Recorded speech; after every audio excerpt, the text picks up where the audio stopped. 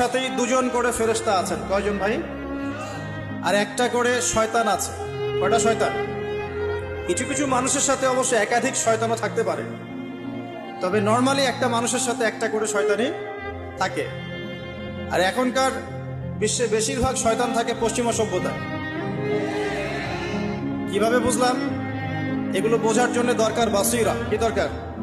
বাসিরা মানে হলো অন্তর্দৃষ্টি।